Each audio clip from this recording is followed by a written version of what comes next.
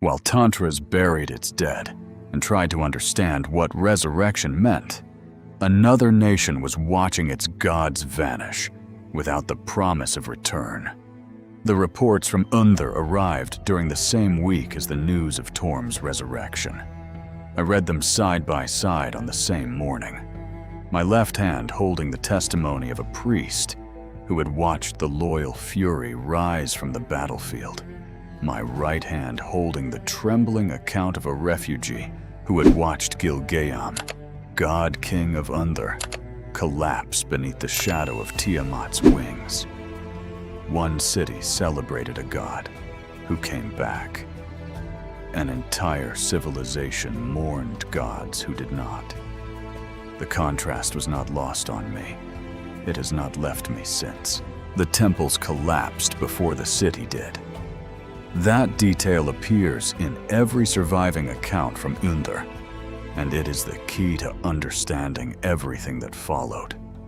The shrines were still standing, physically intact, their columns unbroken, their altars unblemished. But within days of the crisis reaching Unther's borders, every altar had become an empty shell. The divine presence that had inhabited those spaces, the connection between mortal prayer and celestial response, had simply stopped, as though someone had cut a cord that had been vibrating since before the kingdom's founding. The first caravans reached Candlekeep, carrying more priests than merchants. I have never seen anything like it. These were not refugees fleeing a natural disaster. No flood, no famine, no plague. These were servants of the divine who had lost the thing they served and did not know what they were anymore. None asked for food first. None asked for water. They asked for ink, for parchment, for the chance to write down the names of their gods before those gods vanished from memory as completely as they had vanished from their altars. One priest, a servant of the Untheric pantheon, whose specific affiliation he asked me not to record, sat in my chamber for 3 hours, writing. He did not speak during that time. He did not acknowledge my presence. When he finished, he placed 37 pages on my desk and walked out without a word. The pages contained the names, domains, histories, and sacred rites of every deity in the Untheric pantheon. Some of those names I had never encountered in any Candlekeep text. Some of those rites had been secret for millennia.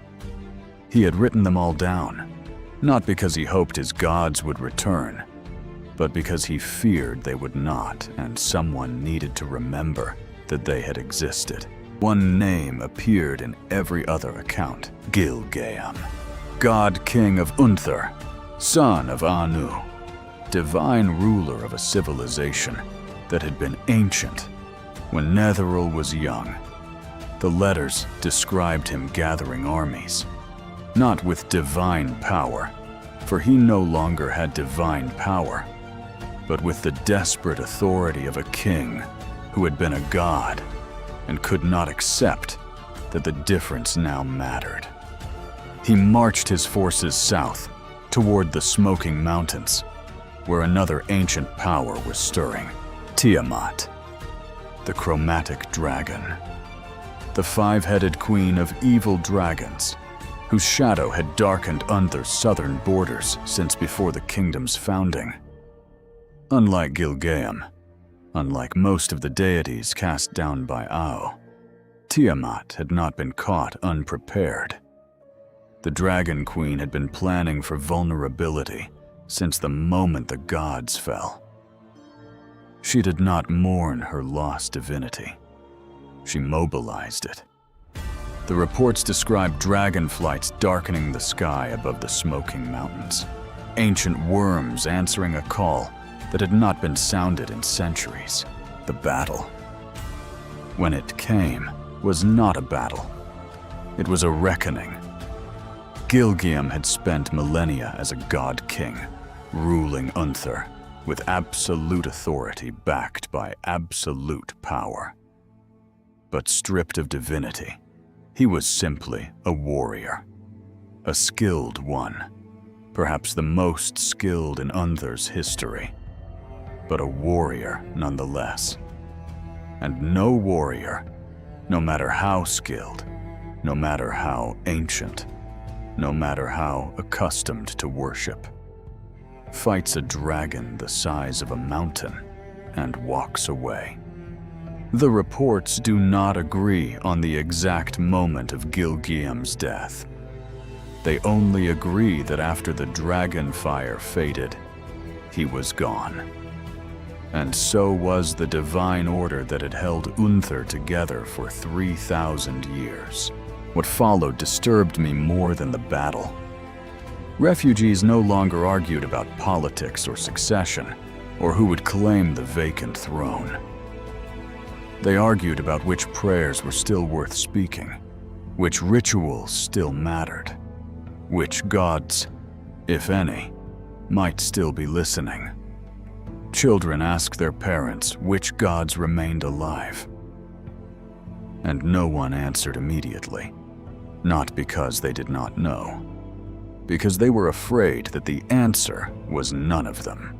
One mother, her name is recorded in the archives, but I will not repeat it here because some grief deserves privacy, wrote that her daughter had placed a small clay idol of Ishtar on the windowsill of their refugee tent. "Just in case she comes back," the girl had said. The mother wrote, "I did not have the heart to tell her that Ishtar is not coming back, that none of them are coming back, that we are on our own now, and have been for weeks, and simply did not know it. But I also did not remove the idol, because part of me, the part that remembers what it felt like to believe, is still waiting too."